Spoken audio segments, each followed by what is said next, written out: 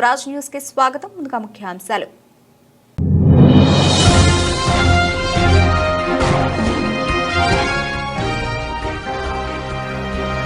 భారత్ను చూసి నేర్చుకోవాలి. ఇండియాపై ఎలాన్ మస్క్ ప్రశంసల జల్లు.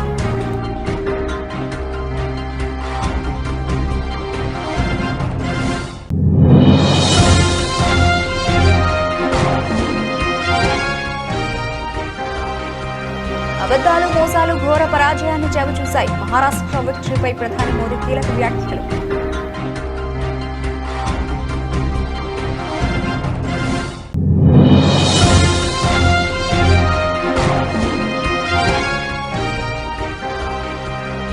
నరం లేని నాలుక ఏదైనా మాట్లాడుతుంది. రేవంత్ రెడ్డిపై కేటీఆర్ ఫైట్.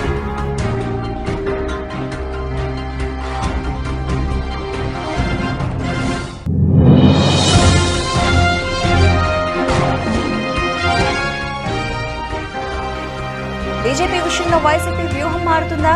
ఏపీ పాలిటిక్స్ లో ఆసక్తికర చర్చ.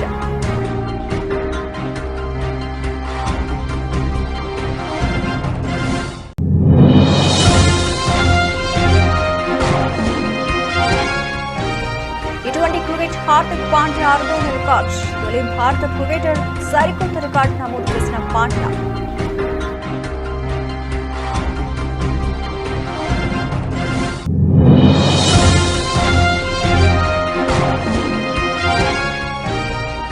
వచ్చేసిన game changer next song update. నెట్టింట వైరల్ అవుతున్న కొత్త పోస్టర్.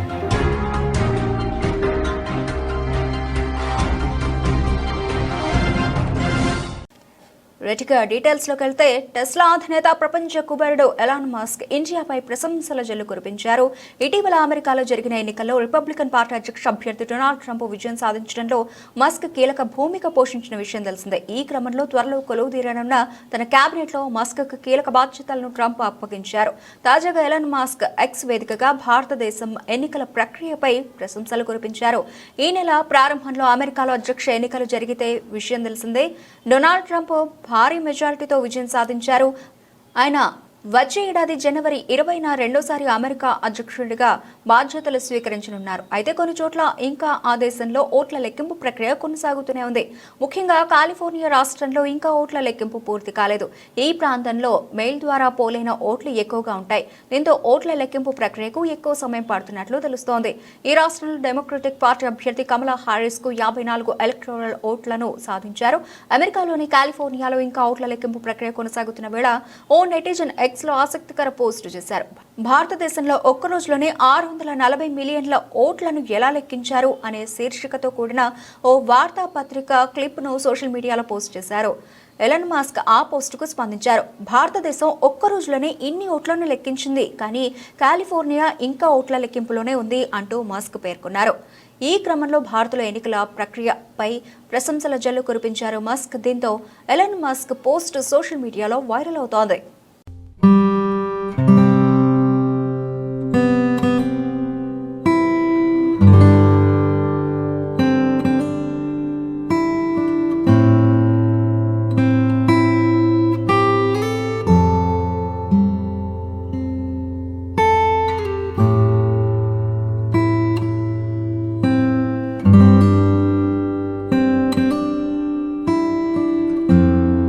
మహారాష్ట్రలో మహాయుతి కూటమి 236 సీట్లు గెలుచుకుని అఖండ విజయం సాధించడంతో ఢిల్లీలోని బీజేపీ కేంద్ర కార్యాలయంలో మోదీ ప్రసంగించారు. మహారాష్ట్రలో అభివృద్ధి, సుపరిపాలన, సామాజిక న్యాయం విజయం సాధించాయని, అబద్ధాలు మోసాలు ఘోర పరాజయాన్ని చవిచూశాయని వ్యాఖ్యానించారు. కాంగ్రెస్ కుల రాజకీయాలను ప్రోత్సహిస్తోందని మోదీ చెప్పారు. అభివృద్ధికే ప్రజలు పట్టం కట్టారని, ప్రతికూల ధోరణితో చేసే రాజకీయాలు ఓడిపోయాయని అన్నారు. అభివృద్ధి చెందిన దేశంగా భారత్ను రూపుదిద్దాలన్న సంకల్పాన్ని మహారాష్ట్ర బలపరిచిందని తెలిపారు. దేశవ్యాప్తంగా ఉన్న బీజేపీ ఎన్డీఏ కార్యకర్తలందరికీ అభినందనలు తెలుపుతున్నానని మోదీ చెప్పారు. మహారాష్ట్ర అసెంబ్లీ ఎన్నికలే కాకుండా ఇవాళ చాలా రాష్ట్రాల ఉప ఎన్నికల ఫలితాలు కూడా వచ్చాయని గుర్తు చేశారు. ఉత్తరప్రదేశ్, ఉత్తరాఖండ్, రాజస్థాన్లో ప్రజలు బీజేపీకి గట్టి మద్దతునిచ్చారని తెలిపారు. అసోం ప్రజలు బీజేపీపై తమ విశ్వాసాన్ని మరోసారి చాటుకున్నారని అన్నారు. మధ్యప్రదేశ్లోనూ విజయం సాధించామని చెప్పారు. బీహార్లో ఎన్డీఏకు మద్దతు పెరిగిందని, దేశం ఎప్పుడు అభివృద్ధిని మాత్రమే కోరుకుంటోందని దీన్ని బట్టి తెలుస్తోందని తెలిపారు. भारत की राजनीति में अब कांग्रेस पार्टी परजीवी बनकर रह गई है।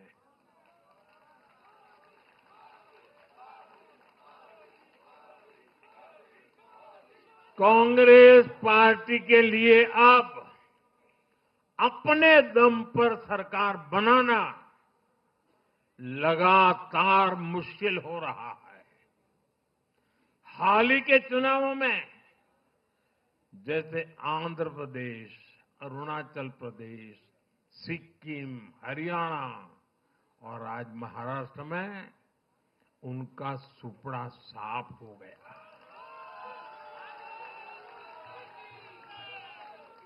कांग्रेस की घिसी पीटी विभाजनकारी राजनीति फेल हो रही है, लेकिन फिर भी कांग्रेस का अहंकार देखिए, उसका अहंकार 7वें आसमान पर है। सच्चाई ये है कि कांग्रेस अब एक परजीवी पार्टी बन चुकी है। कांग्रेस सिर्फ अपनी ही नहीं बल्कि अपने साथियों की नाव को भी डुबो देती है। आज महाराष्ट्र में भी हमने यही देखा है। महाराष्ट्र में कांग्रेस और उसके गठबंधन ने महाराष्ट्र की हर 5 में से 4 सीट हार गई। अघाड़ी के हर घटक का स्ट्राइक रेट 20% से भी नीचे है। ये दिखाता है कि कांग्रेस खुद भी डूबती है और दूसरों को भी डुबोती है।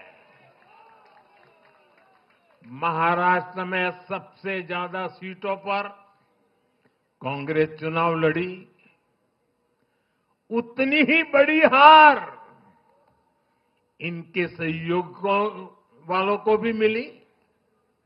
वो तो अच्छा है कि यूपी जैसे राज्यों में कांग्रेस के सहयोगियों ने उससे जान छुड़ा ली, वरना वहां भी कांग्रेस के सहयोगियों को लेने के देने पड़ जाते। ఫార్మా విలేజ్ కాదు పారిశ్రామిక కారిడార్ అంటూ మాట మార్చిన సీఎం రేవంత్ రెడ్డిపై బీఆర్ఎస్ వర్కింగ్ ప్రెసిడెంట్ కేటీఆర్ నిప్పులు చెరిగారు. నరం లేని నాలుక ఏదైనా మాట్లాడుతుందంటూ రేవంత్ రెడ్డిపై కేటీఆర్ మండిపడ్డారు. సీఎం రేవంత్ రెడ్డిది నోరైతే నిజాలు వస్తాయి, అదే మూసి అయితే మాటలే వస్తాయని కేటీఆర్ విమర్శించారు. పిల్ల చేష్టలు, గారడి మాటలు, లక్ష్యం లేని చర్యలతో రాష్ట్రాన్ని ఆగం చేస్తున్నాడంటూ ఆగ్రహం వ్యక్తం చేశారు. నీ ప్రభుత్వం విడుదల చేసిన గెజెట్ నోటిఫికేషన్ కొడంగల్లో భూసేకరణ ఫార్మా విలేజ్ల కోసం అని స్పష్టంగా వెల్లడిస్తోంది.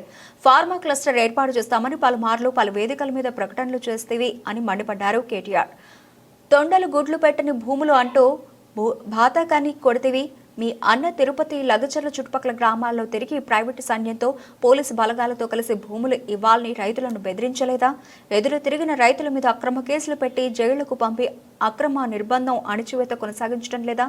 ఇంత చేస్తూ ఇప్పుడు అక్కడ పెట్టేది ఫార్మాసిటీ కాదు ఇండస్ట్రియల్ కారిడార్ అంటూ మాట మార్చి ఎవరిని పిచ్చోళ్లను చేస్తున్నావు? చెప్పేటోడికి వినేవాడు లోకవా అన్నట్లు అబద్దాలతో అధికారంలోకి వచ్చిన నువ్వు అబద్దాలతోనే కాపురం చేస్తూ కాలం వెల్లదిస్తున్నావని రేవంత్ రెడ్డిపై కేటీఆర్ విరుచుకుపడ్డారు. సంపన్న వర్గాల దాకా ప్రతి ఒక్కరు కూడా ఇవాళ బాధపడుతున్న రోజు కాంగ్రెస్ ప్రభుత్వంలో తెలంగాణలో కనబడతా ఉంది. అందుకే ఈ దీక్షా దివస్ నుండి స్ఫూర్తి పొంది 15 ఏళ్ల కిందట కేసీఆర్ గారు ఎట్లయితే ఆనాడు తన సంకల్ప బలంతో అందరినీ కూడా ఒప్పించి మెప్పించి అందరినీ కలిపి ఏ రకంగానైతే ముందుకు పోయినామో అదే పద్ధతిలో కాంగ్రెస్ కబంధ హస్తాల నుండి 4 కోట్ల తెలంగాణ ప్రజలను కాపాడుకోవడానికి మరో సంకల్ప దీక్ష కూడా చేపట్టాల్సిన తరుణం ఆసన్నమైంది. ఆనాడైనా ఈనాడైనా ఏనాడైనా తెలంగాణకు పెద్దలు ప్రొఫెసర్ జయశంకర్ గారు ఇప్పుడు చెప్పేది స్వీయ రాజకీయ అస్తిత్వమే శ్రీరామ రక్ష అని చెప్పేది. ఈరోజు కేసీఆర్ గారి రూపంలో ప్రజలు తిరిగి మళ్ళీ ఒక్కసారి కేసీఆర్ గారి నాయకత్వాన్ని, ఆ పాలనను, ఆ పరిస్థితిని ఏదైతే తిరిగి కోరుకుంటా ఉన్నారో దానికోసం అందరం కూడా మా పార్టీ శ్రేణులు ఉద్యుక్తులై కలిసికట్టుగా ముందుకు పోవాల్సిన సందర్భం. 29 నవంబర్ మా అన్ని జిల్లా పార్టీ కార్యాలయాల్లో పెద్ద ఎత్తున దీక్షా దివస్ కార్యక్రమాన్ని నిర్వహించబోతా ఉన్నాం. 33 జిల్లా కేంద్రాలు అంతటా కూడా ఈ కార్యక్రమాన్ని ఘనంగా నిర్వహించాలని చెప్పి నిన్న కొంతమంది సీనియర్ నాయకులందరం కూడా సమావేశమైనాం.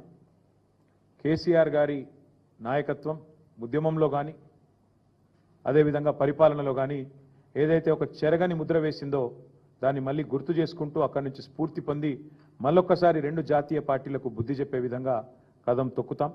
29 నవంబర్ నాడు దీక్షా దివస్తో తెలంగాణ వ్యాప్తంగా మా పార్టీ శ్రేణులు ఎక్కడికక్కడ కదం తొక్కాలని చెప్పి కూడా విజ్ఞప్తి చేస్తూ ఈ కార్యక్రమానికి అన్ని జిల్లాలకు కూడా సీనియర్ నాయకులను ఇన్ఛార్జీలుగా నియమిస్తూ ఉన్నాం. ఎమ్మెల్సీలు ఉన్నారు, మాజీ ఎంపీలు ఉన్నారు, కొంతమంది ప్రస్తుత ఎంపీలు, సీనియర్ నాయకులు ఎవరెవరైతే ఉన్నారో వారందరి లిస్టు కూడా మీకు అందజేస్తాం. వారందరినీ ఇన్ఛార్జీలుగా నియమిస్తూ ఉన్నాం. వారు 26 తారీఖు నాడు ప్రతి జిల్లాలో కూడా జిల్లా ముఖ్య నాయకులు కార్యకర్తలతో అన్ని జిల్లాల్లో కూడా సమావేశాలు నిర్వహించడం జరుగుతుంది. 29 కార్యక్రమానికి దీక్షా దివస్కి సన్నాహక సమావేశం 26 నాడు ప్రతి జిల్లాలో కూడా జరుగుతుంది. దాని తదనంతరం 27, 28 కార్యక్రమాలు కూడా చేసుకొని 29 నాడు దీక్షా దివస్ని ఘనంగా నిర్వహించబోతా ఉన్నాం. ఎక్కడైతే కేసీఆర్ గారు అల్టిమేట్గా తన దీక్షను ఫలవంతం చేసి ఆనాడు తెలంగాణ ప్రజల దశాబ్దాల కోరిక అయిన తెలంగాణ రాష్ట్రాన్ని సాధించడంతో డిసెంబర్ 9 నాడు ముగించారు. ఆ రోజు డిసెంబర్ 9 నాడు మేడ్చల్లో తెలంగాణ తల్లి విగ్రహావిష్కరణతో డిసెంబర్ 9 నాడు ఘనంగా దీక్షా దివస్ నవంబర్ 29, డిసెంబర్ 9 నాడు తెలంగాణ తల్లి విగ్రహావిష్కరణ మేడ్చల్లో మా పార్టీ మొత్తం పాల్గొని బ్రహ్మాండంగా ఈ 11 రోజుల దీక్షను ఎంత ఘనంగానైతే ఆనాడు కేసీఆర్ గారు ఒక ప్రకటన సాధించి విజయవంతంగా ముగించారు అదే స్థాయిలో మరి డిసెంబర్ 9 నాడు ఉత్సవాలు జరుపుకుంటూ తెలంగాణ తల్లికి ప్రణమిల్లుతూ మేమందరం కూడా ఆ రోజు డిసెంబర్ 9ను కూడా ఘనంగా మేడ్చల్లో జరుపుకుంటాం. అందులో మా పార్టీ నాయకత్వం మొత్తం కూడా పాల్గొంటుంది. ఎమ్మెల్యేలు, ఎమ్మెల్సీలు, ఎంపీలు అందరూ కూడా మేము మేడ్చల్లో ఆ రోజు తెలంగాణ తల్లికి నివాళులర్పించి కేసీఆర్ గారి దీక్ష ఫలవంతమైన రోజును యాద్ చేసుకుంటాం. ఈ ఇన్ఛార్జీలుగా ఎవరెవరినైతే నియమించినామో పెద్దలు చాలామంది ఉన్నారు. 33 జిల్లాలకు 33 మందిని నియమించుకున్నాం. అవన్నీ కూడా మీకు వెంటనే ఇప్పుడు మీకు వాట్సాప్లో అదర్వైజ్ రిలీజ్ చేయడం జరుగుతుంది. అదే మాదిరిగా కేసీఆర్ గారి దీక్షలో నిమ్స్ హాస్పిటల్ పాత్ర కూడా శ్లాఘనీయమైనది, ఘనమైనది. నిమ్స్లో ఆ రోజు నిమ్స్ ఒక కథన రంగంగా మారిపోయిన పరిస్థితి, మొత్తం ఉద్యమానికే కేంద్ర బిందువుగా మారిన పరిస్థితి నిజాం హాస్పిటల్. మహారాష్ట్ర అసెంబ్లీ ఎన్నికల్లో బీజేపీ కూటమి విజయం సాధించడం పట్ల పెద్దపల్లిలో బీజేపీ శ్రేణులు సంబరాలు చేసుకున్నారు. పెద్దపల్లి పట్టణంలోని జెండా చౌరస్తా వద్ద టపాసులు పేల్చి స్వీట్లు పంపిణీ చేశారు. రాబోయే ప్రతి ఎన్నికల్లో బీజేపీ విజయం సాధిస్తుందని ఆశాభావం వ్యక్తం చేశారు. కాంగ్రెస్ పార్టీ నేతలు ఇస్తున్న దొంగ హామీలను ప్రజలు నమ్మే పరిస్థితి లేదన్నారు. ఈరోజు మహారాష్ట్రలోని యొక్క అసెంబ్లీ ఫలితాలు వెలువడ్డ సందర్భంగా బీజేపీ కూటమి పెద్ద ఎత్తున గెలుపడం జరిగింది. అలాగే జార్ఖండ్లో కూడా గతంలో కంటే ఎక్కువ ఓటింగ్ను తీసుకోవడం జరిగింది. ఈ యొక్క ఫలితాలను చూస్తుంటే రేపు జరగబోయే స్థానిక సంస్థలు కావచ్చు, అలాగే వేరే ఏ ఎలక్షన్ వచ్చినా కానీ బీజేపీ కూటమి అంటే బీజేపీకి ఖచ్చితంగా పట్టం కడతారనేది ఒకటి ప్రజల్లో విశ్వాసం ఉంది. మాకు కూడా విశ్వాసం ఉంది. ప్రజలందరూ కూడా ఈ బీజేపీ దిక్కే మొగ్గు చూపుతున్నారు. మేము మొన్న జరిపినటువంటి సభ్యత్వంలో కూడా ప్రతి ఒక్కరు కూడా ముందుకొచ్చి సభ్యత్వాన్ని తీసుకోవడం జరిగింది. ఇవన్నీ చూస్తుంటే ఏంటంటే రేపు మనకు జరగబోయేది ఏ ఎలక్షన్ అయినా కానీ దేశంలో ఖచ్చితంగా బీజేపీకే ఓటేసే ఒక పరిస్థితి ఉంది. మోడీ గారి నాయకత్వాన్ని అందరూ బలపరుస్తున్నారు.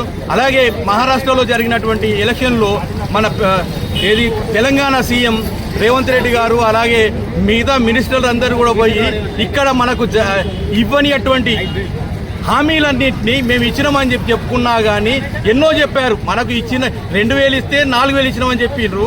అయినా కానీ ప్రజలు విశ్వసించలేదు. ఎందుకంటే ఇక కాంగ్రెస్ విశ్వసించారు ఎవరు కానీ. కాంగ్రెస్ పార్టీ ఇక భూస్థాపితం కావాల్సిందే. కనుక అందరూ కూడా బీజేపీకి మొగ్గు చూపించేయాలని చెప్పి కోరుకుంటున్నాను. ఈరోజు మేము అన్ని సంబరాలు జరుపుతున్నాం. ఎందుకంటే ప్రతి ఒక్కరికి తెలవాలి ఇది ఈ బీజేపీ విజయాన్ని మనం అందరం పాల్పంచుకోవాలని చెప్పేసి ఈరోజు జెండా చౌరస్తాలో మేము ఈ యొక్క ఏర్పాటు చేయడం జరిగింది. మహారాష్ట్రలో బీజేపీ ఇండియా కూటమి ప్రభుత్వం విజయం సాధించడం పట్ల బీజేపీ రాష్ట్ర అధ్యక్షురాలు ఎంపీ దగ్గుబాటి పురంధేశ్వరి ప్రధాని మోదీకి శుభాకాంక్షలు తెలిపారు. జార్ఖండ్లో స్వల్ప మెజార్టీతో బీజేపీ కూటమి ప్రభుత్వం ఓటమి పాలైందన్నారు. ఓటమికి కారణాలు సమీక్షిస్తామన్నారు. అద్భుతమైనటువంటి విజయాన్ని ఎన్డీఏ కూటమి భారతీయ జనతా పార్టీ నాయకత్వంలో హస్తగతం చేసుకోవడం జరిగింది. ఒకంత జార్ఖండ్ నిరాశపరిచిన, ఎందుకంటే అక్కడ కూడా బాగా చేస్తామని అనుకున్నప్పటికీ కూడా ఒకంత ఎందుకు ఈ రకమైనటువంటి రిజల్ట్ వచ్చింది అనేటువంటి విషయాన్ని ఒకసారి ఖచ్చితంగా పార్టీ సమీక్షించుకుంటుంది. అండ్ అక్కడ ఏమన్నా కరెక్టివ్ మెజర్స్ తీసుకోవాలంటే ఖచ్చితంగా పార్టీ తీసుకునేటువంటి అవకాశం ఉంటుంది.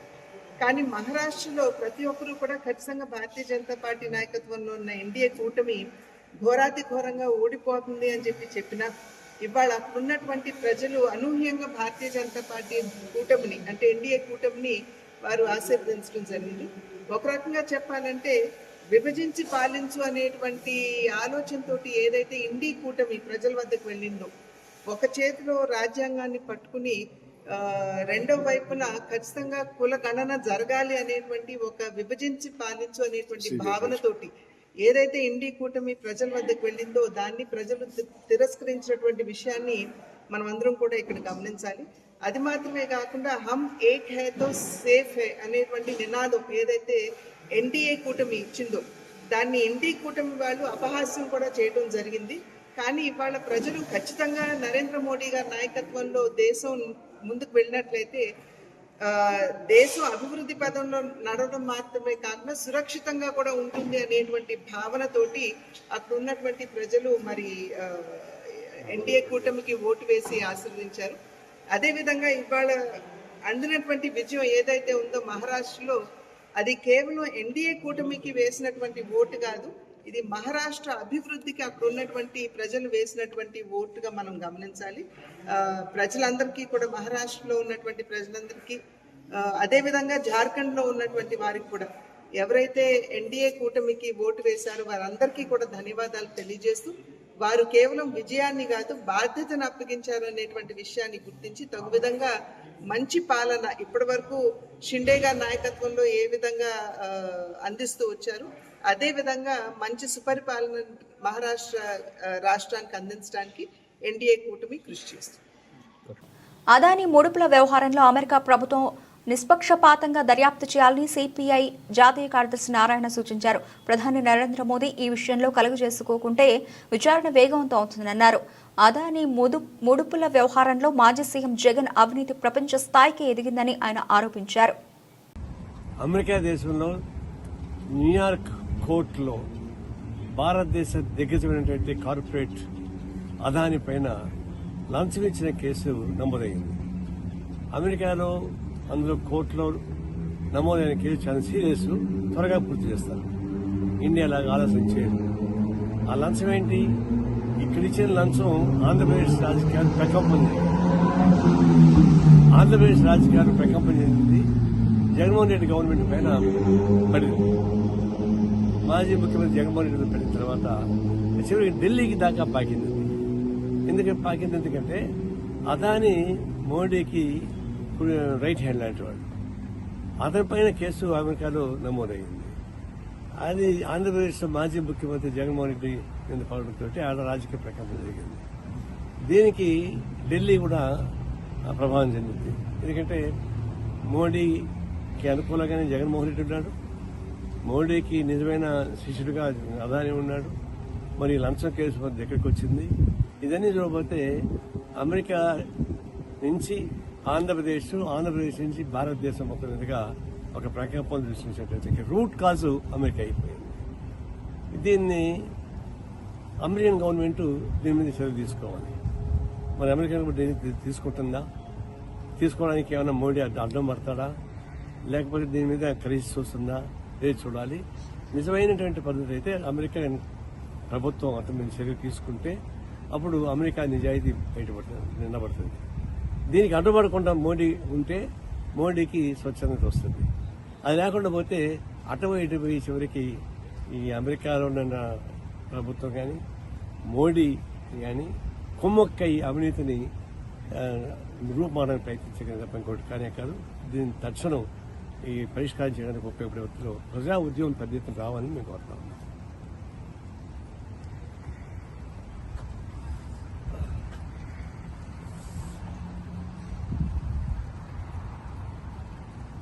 ఎన్నికల ఫలితాల తర్వాత బీజేపీ విషయంలో వైసీపీ వర్షన్ మారుతుందా? ఎన్నికల్లో ఏపీలో అధికారాన్ని కూటమి ప్రభుత్వం కైవసం చేసుకున్న నేపథ్యంలో వైసీపీ ఇప్పటికైనా తన పొలిటికల్ స్టాండ్ మార్చుకుంటుందా? అధికారంలో ఉన్నప్పుడు వైసీపీ బీజేపీకి వెనుదన్నుగా నిలిచింది. పొత్తు లేకున్నా పొత్తులో ఉన్నట్లే అని బిల్లులకు వెనుక ముందు ఆలోచించకుండా మద్దతిచ్చింది. ఎన్డీఏ ప్రభుత్వం అధికారంలోకి రాగానే రాజకీయాలతో సంబంధం లేదని, పరిపాలనపరమైన అంశాల్లో మద్దతిస్తామని జగన్ పదే పదే చెబుతూ వచ్చారు. విశాఖపట్నం వేదికగా జరిగిన బహిరంగ సభలో సైతం వైఎస్ జగన్మోహన్ రెడ్డి ఇదే అంశాన్ని స్పష్టంగా ప్రకటించారు. అయితే ఎన్నికలకు సమయం దగ్గర పడే కొద్దీ ఏపీలో పరిణామాలు మారిపోవడం, పొత్తులపై దాదాపు స్పష్టత రావడంతో చివరిగా పొత్తులో 3 పార్టీలు కలిసి కూటమిగా అడుగులు వేశాయి. దీంతో ఏపీలో అనూహ్యంగా కూటమి ప్రభుత్వం అధికారంలోకి రాగా వైసీపీ కేవలం 11 సీట్లకు మాత్రమే పరిమితం కావాల్సి వచ్చింది. అయితే శాసనసభలో దాదాపు పట్టుకోల్పోయిన వైసీపీకి అటు పెద్దల సభల్లో మాత్రం ఎక్కడా తన ప్రభావం తగ్గలేదు. ముఖ్యంగా అటు మండలి ఇటు రాజ్యసభలో తన పట్టును కొనసాగిస్తూ వచ్చింది. అయితే మండలిలో కూటమి ప్రభుత్వాన్ని టార్గెట్ చేస్తూ పెద్దల సభలో పోరాటం చేస్తున్న వైసీపీ ఇప్పుడు రాజ్యసభలో ఎలా వ్యవహరిస్తుంది అన్నది రాజకీయాల్లో ఆసక్తి నెలకొంది. ఇదిలా ఉంటే వైఎస్ఆర్ కాంగ్రెస్ పార్టీ మాత్రం ఇప్పుడు జరగబోయే పార్లమెంటు సమావేశంలో తమ వాణిని బలంగా వినిపిస్తామని స్పష్టం చేస్తోంది. ప్రధానంగా ఏపీలో నెలకొన్న తాజా పరిణామాలు, రాష్ట్రానికి జరుగుతున్న అన్యాయాన్ని పార్లమెంటు వేదికగా ప్రస్తావిస్తామని వైసీపీ స్పష్టం చేసింది. ఇటీవల వైఎస్ జగన్మోహన్ రెడ్డితో భేటీ అయిన ఎంపీలకు ఇదే దిశానిర్దేశం చేశారు. రాష్ట్రంలో నెలకొన్న తాజా పరిస్థితులను పార్లమెంటులో ప్రస్తావించడంతో పాటుగా రాష్ట్రానికి జీవనాడిగా ఉన్న పోలవరం, ప్రత్యేక హోదా, విశాఖ స్టీల్ ప్లాంట్ ప్రైవేటీకరణ, సోషల్ మీడియా పేరుతో వేధింపులకు దిగిన అంశాలను పార్లమెంటు వేదికగా ఎండగడతామని స్పష్టం చేసింది. ఇక వాటితో పాటుగా కేంద్ర ప్రభుత్వం ప్రవేశపెట్టబోతున్న వక్ఫ్ బిల్లుకు సంబంధించిన అంశాన్ని సైతం పార్లమెంటులో ప్రస్తావిస్తామని, ఆమోదం తెలిపే ప్రసక్తి లేదని వైసీపీ స్పష్టం చేస్తోంది. కూటమి ప్రభుత్వం ఏపీలో అధికారంలోకి వచ్చిన తర్వాత రాష్ట్రంలో నెలకొన్న పరిణామాలకు సంబంధించిన అంశాలను పార్లమెంటులో ప్రస్తావించడంతో పాటుగా ఏపీకి సంబంధించిన ప్రయోజనాలే లక్ష్యంగా అడుగులు వేస్తామని ప్రకటించింది. తాజా పరిణామాల నేపథ్యంలో వైసీపీ స్పష్టంగా ఈ అంశాలపైన తమ వాణిని వినిపిస్తామని చెబుతున్నా ఏపీలో టీడీపీ తమ ప్రత్యర్థిని భావిస్తున్న వైసీపీ, బీజేపీతో సఖ్యత విషయంలో ఎన్నికల ఫలితాల తర్వాత ఎదురవుతున్న పరిణామాలు ఇబ్బందికరంగానే మారాయి. తాజాగా పార్లమెంట్లో ఆయా బిల్లులకు వ్యతిరేకంగా వైసీపీ తమ వాణిని వినిపించినా లేదా ప్రత్యేక హోదా, స్టీల్ ప్లాంట్ ప్రైవేటీకరణ, వక్ఫ్ బిల్లు, సోషల్ మీడియా కేసులు లాంటి అంశాలను ప్రస్తావించినా కూడా బీజేపీకి వ్యతిరేకంగా గొంతు ఎత్తినట్లే అవుతుంది. కాబట్టి బయట ప్రకటన చేసినట్లు పార్లమెంటు వేదికగా వైసీపీ ఎంపీలు తమ నిరసన గళాన్ని వినిపిస్తారా లేదా అనేది వేచి చూడాల్సి ఉంది.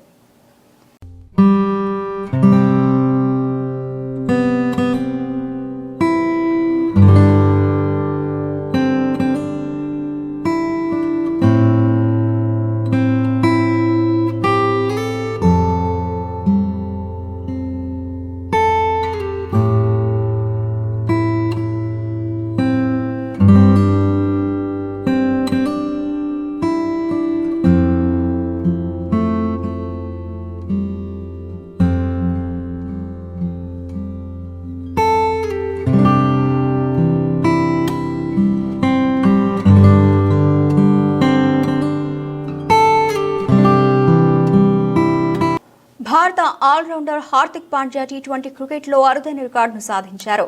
ఆస్ట్రేలియాలో భారత జట్టు హల్చల్ చేస్తూ ఉంటే మరోవైపు ఐపీఎల్ 2025 మెగా వేలానికి ముందు ఇతర టీమిండియా ఆటగాళ్లు దేశవాళీ టీ20 క్రికెట్లో రాణిస్తున్నారు.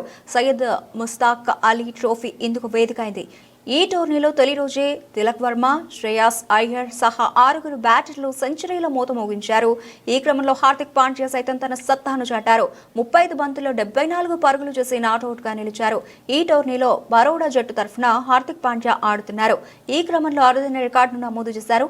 సయ్యద్ ముస్తాక్ అలీ ట్రోఫీలో బరోడా మొదటి మ్యాచ్ గుజరాత్ జట్టుపై జరిగింది. ఈ మ్యాచ్లో బరోడా జట్టు విజయం సాధించింది. బరోడా జట్టుకు హార్దిక్ పాండ్యా సోదరుడు కృణాల్ పాండ్యా కెప్టెన్గా ఉన్నారు. తొలుత బ్యాటింగ్ చేసిన గుజరాత్ జట్టు 5 వికెట్లు కోల్పోయి 184 పరుగులు చేసింది. హార్దిక్ పాండ్యా 4 ఓవర్లు వేసి 1 వికెట్ తీశారు.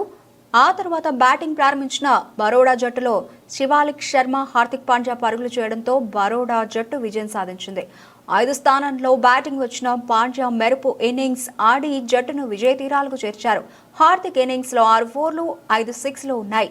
ఈ క్రమంలో టీ20 క్రికెట్లో 5,000 పరుగులు 100 వికెట్లు పడగొట్టిన తొలి భారత క్రికెటర్ గా పాండ్యా రికార్డులోకి ఎక్కారు.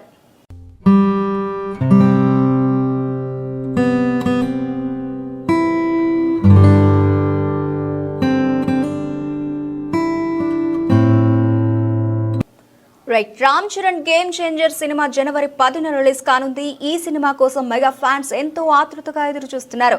శంకర్ దర్శకత్వంలో రామ్ చరణ్, కియారా జంటగా దిల్ రాజు నిర్మాణంలో భారీగా ఈ సినిమా తెరకెక్కుతూ ఉండగా అంజలి, సునీల్, సముద్రఖని, ఎస్జే సూర్య, పలువురు స్టార్స్ ముఖ్య పాత్రలు పోషించారు. ఇప్పటికే గేమ్ చేంజర్ సినిమా నుంచి 2 పాటలు టీజర్ రిలీజ్ చేసి అంచనాలు పెంచారు. తాజాగా గేమ్ చేంజర్ సినిమా 3వ పాట అప్డేట్ ఇచ్చారు. గేమ్ చేంజర్ నుంచి 3వ పాటను నవంబర్ 28న రిలీజ్ చేయబోతున్నట్టు ప్రకటించారు. దీనికి సంబంధించి ఓ కొత్త పోస్టర్ కూడా రిలీజ్ చేశారు. చరణ్, కియారా కలర్ఫుల్ గా ఉన్న ఈ పోస్టర్ వైరల్ గా మారింది. ఇప్పటి వరకు గేమ్ చేంజర్ నుంచి వచ్చిన 2 పాటలు మాస్ ఆడియన్స్ ని మెప్పించగా ఇప్పుడు మెలోడీ పాట ఏ రేంజ్ లో మెప్పిస్తుందో చూడాలి.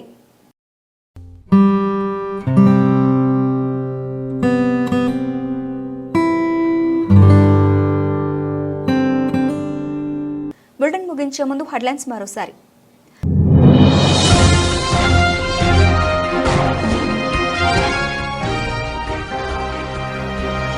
భారత్ను చూసి నేర్చుకోవాలి, ఇండియాపై ఎలాన్ మస్క్ ప్రశంసల జల్లు.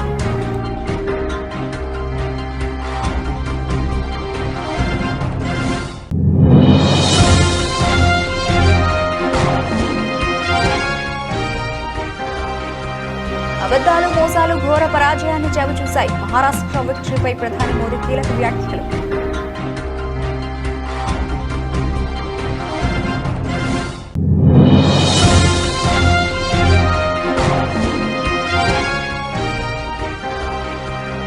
నరం లేని నాలుక ఏదైనా మాట్లాడుతుంది. రేవంత్ రెడ్డిపై KTR fight.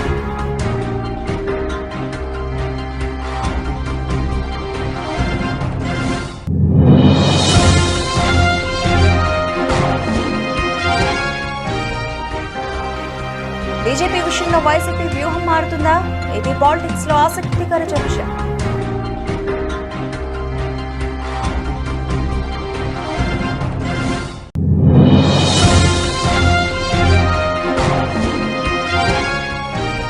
T20 cricket Hardik Pandya అరుదైన రికార్డ్. తొలి భారత క్రికెటర్ సరికొత్త రికార్డు నమోదు చేసిన పాండ్యా.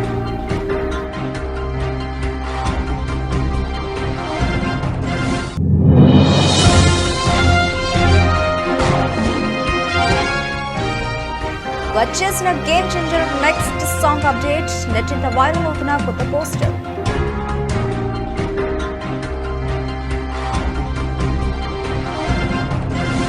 ఇవి ఇప్పటివరకు నబిల్చిన అప్డేట్స్. మరిన్ని అప్డేట్స్ తో మళ్ళీ కలుద్దాం. అంతవరకు సెలవు, నమస్తే.